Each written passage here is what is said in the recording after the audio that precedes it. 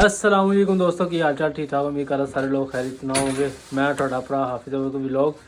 ਸਾਡੀ video like ਕਰੋ, share ਕਰੋ, ਸਬਸਕ੍ਰਾਈਬ ਕਰੋ। ਅੱਜ ਅਸੀਂ ਆਏ ਹਾਂ 39 ਚੱਕ ਦੇ ਵਿੱਚ ਮਾਸ਼ਾਅੱਲਾ। ਇਹ ਵੇਖੋ ਸਾਜੀ,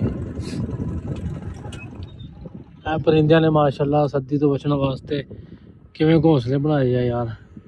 ਅੱਲਾਹ ਪਾਕ ਤੇ ਉਹਨੂੰ ਕਿਵੇਂ ਮਾਰ ਦਿੰਦੇ ਆ, ਕਿਵੇਂ ਅੱਲਾਹ ਪਾਕ ਨੇ ਜ਼ਿਹਨ ਦਿੱਤਾ। ਦੇਖ ਲਓ ਇਹਨਾਂ ਨੂੰ ਕਿੰਨੇ ਦੇ ਗਏ ਘੋਂਸਲੇ। देख लो थल्ले ने मूँह वहाँ इन्हों का, देख लो कैसा सैटअप किया ना, बच्चे गिरते इन्हों के। क्या चीज़ बनाई है यार, किन्ना ज़हन है इन्होंने अल्लाह पाक ने। परिंदियां नूं देखो किन्ना ज़हन दिता अल्लाह पाक ने यार। ओ मोटर भी चलती पई है साडे नाल, इधर साइड साडा मरब्बा भी हैगा, जमीन हैगी है। बाकी तुसीं साडी वीडियो लाइक भी करो यार, शेयर भी करो, सबसक्राइब भी करो यार साडे चैनल नूं। असीं तुहानूं डेली इदां दी वीडियो देवांगे।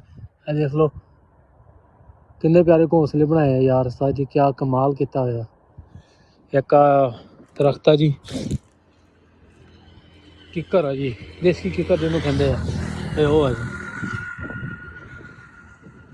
ऐ देख लो मूँह देखो किस तरह खुला है, किन्ने घोंसले है उस्ताद जी।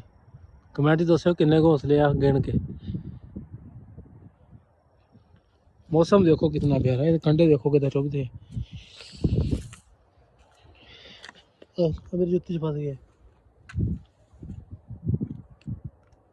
बाकी असीं गए काम करन, मैं कहा चलो जाते तुहानूं यह चीज़ भी दिखा दूँ। माशाअल्लाह भाई ने बनाई है दुकान, भला किस चीज़ की तुसीं खुद वेख लो।